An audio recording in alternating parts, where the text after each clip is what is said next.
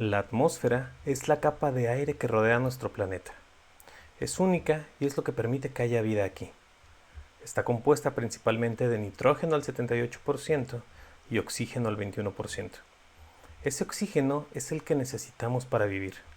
Además de darnos el aire que respiramos, la atmósfera tiene otras funciones. Por ejemplo, gracias a ella, las ondas de sonido pueden viajar. El problema empieza cuando aumentan de forma anormal sustancias que nos hacen daño a los seres vivos y al planeta. Esto se debe en gran parte al aumento de la población y al desarrollo tecnológico. Los contaminantes como el dióxido de carbono o el dióxido de azufre son malos para nuestro sistema respiratorio y causan varios problemas. El smog es esa niebla tóxica que vemos en las ciudades. Es una mezcla de humo y polvo que daña nuestros pulmones, nos hace toser y puede irritar la garganta.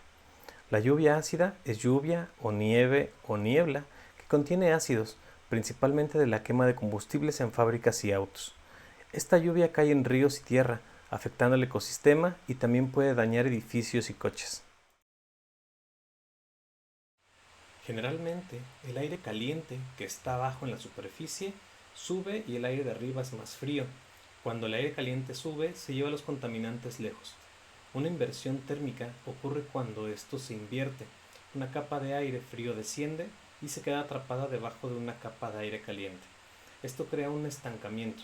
El aire frío de abajo ya no puede subir y mezclarse, actuando como una tapa que impide que los contaminantes escapen. Esto es muy grave porque el aire frío concentra 14 veces más los gases tóxicos que respiramos en la superficie. Como podemos ver, la contaminación del aire daña nuestro ambiente y nuestra salud. Por eso es tan importante crear conciencia sobre este problema.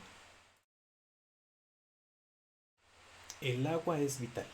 Nuestro cuerpo está formado por un 70% de agua. Aunque el planeta está lleno de agua, solo el 3% de toda esa agua es potable, es decir, apta para el consumo humano. Para que podamos beberla, el agua debe cumplir con varias características. No debe tener color, no debe tener olor, no debe tener sabor y lo más importante, no debe tener microorganismos que causen enfermedades. La contaminación ocurre cuando se alteran estas propiedades o se rebasan los límites de ciertas sustancias. Cuando esto pasa, el agua se vuelve inservible para la industria, la agricultura y la pesca. A veces la propia naturaleza contamina el agua.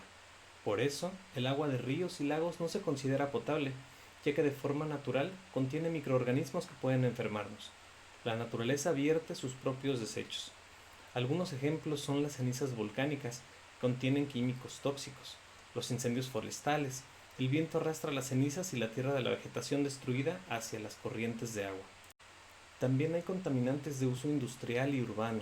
Aunque la naturaleza tiene su parte, las principales causas de la contaminación son intencionales, es decir, por la participación directa del ser humano. Esto se debe a la falta de responsabilidad de las empresas y a la poca conciencia en nuestro uso diario del agua. Contaminamos de dos formas principales. El agua superficial de ríos y lagos se contamina cuando los residuos industriales y los desechos de nuestras casas son arrojados directamente a los ríos y de ahí se van hasta el mar. Y el agua subterránea, que es la que está bajo tierra, tiene una contaminación por el uso de pesticidas y fertilizantes en los cultivos. Estos químicos se filtran por el suelo y llegan a los almacenes de agua que están bajo la superficie. Los productos que contaminan en la industria son los plásticos, pesticidas, medicinas, pinturas, derivados del petróleo y metales pesados. Y en la ciudad, los productos que más contaminan son los insecticidas, los limpiadores para estufas y baños y los productos en aerosol. El suelo no es solo tierra, está lleno de vida, contiene bacterias, hongos e insectos. Las lombrices, por ejemplo, son súper importantes porque escarban, mezclan los nutrientes y ayudan a filtrar el agua.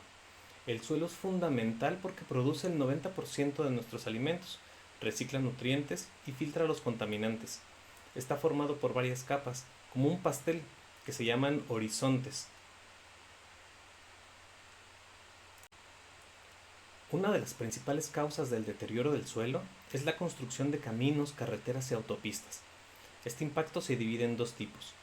Un impacto directo es el daño que se hace al construir. Se modifican o destruyen las capas superiores del suelo y se detiene el flujo de materia orgánica y minerales. Esto causa una pérdida total o parcial de la capa vegetal, las plantas, y hay un impacto indirecto, que es lo que pasa después. La pavimentación hace que se usen más transportes, lo que aumenta la emisión de gases nocivos para el planeta. La contaminación del suelo es un problema global, porque afecta la fertilidad de la tierra y puede producir sequías. Para combatirlo hay dos tipos de medidas. Las medidas preventivas, en donde el objetivo es evitar el daño antes de que ocurra. Para lograrlo, se siguen 5 pasos. Identificar el foco de contaminación, ver qué tan extenso es, determinar las consecuencias y evaluar los riesgos y finalmente crear un plan de acción para eliminarlo. También por medidas de extinción o corrección. Esto es para cuando el daño ya está presente en el ecosistema. Es mucho más complicado.